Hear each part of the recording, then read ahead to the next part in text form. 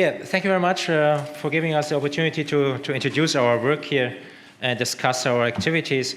I'm coming from Duisburg. Duisburg is a city which is pretty much, which is pretty much involved in the Belt and Road. We have about 30% of all rail-based containers which are being shipped along the Belt and Road are ending up somehow in Duisburg.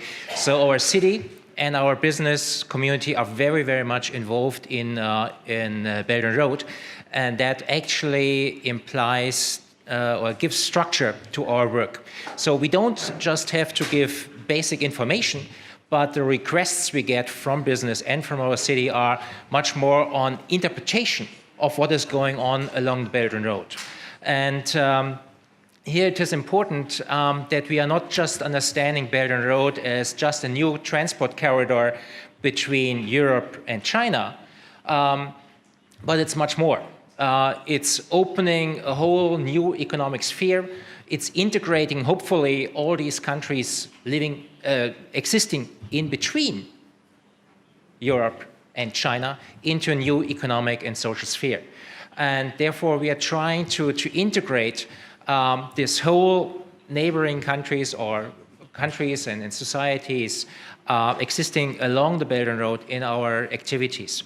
Our institute is an independent institute. That means we are funded by the university, by the city of Duisburg, and by Hanban. And that allows us a kind of a broker constellation where we are trying to act as an independent and trustworthy broker of information and knowledge to our business community and the politicians and the broader public. We have three sections. One is looking at the cultural aspects, one is doing political science and social issues, and one is responsible for business and economic affairs. The last one is headed by me. In our activities regarding Belt and Roads, we are trying to engage in a large number of formats. First of all, we try to combine the whole thing with our academic work. So we have academic conferences, academic talks, and once a year we have a Belt and Road Forum. And this is a policy dialogue which we try to have where we try to invite some highly prestigious people to engage into discussion. So we already had Justin Ifulin from China there, former World Bank president. We have the ambassador of Kazakhstan. We've had the former Prime Minister of Kyrgyzstan, Mr. Otobayev, all joining us, giving keynote speeches, and then engaging into discussions. So we have this as an open format where we usually have keynote presentations, then we have platform discussions, fora, and then we open the whole thing for the public. Usually we have more than 100 people. We do it outside the university to give it a greater attraction for everybody from the outside. And that's the thing, that we try to have here a forum where various issues of Belt and Road can be discussed in open atmosphere. So that also implies, of course, that we must address critical issues.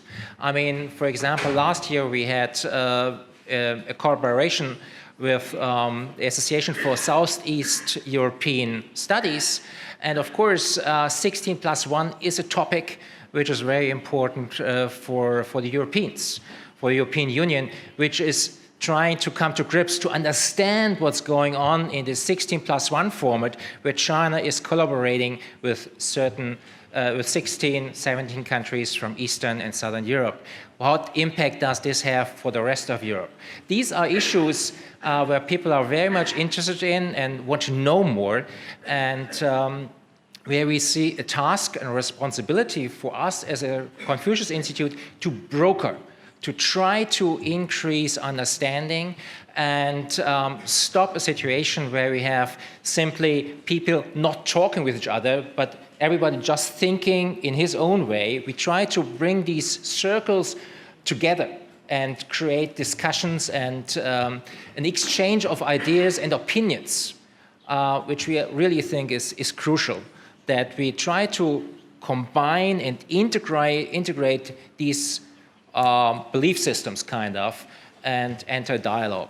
This is our main understanding. And we are going to continue with these Belt and Road Fora next couple of years. We're going to do this every single year, always with different topics. And of course, it will be always integrating European perspectives, Chinese perspectives, as well as Central Asian, Eastern European perspectives. Thank you very much.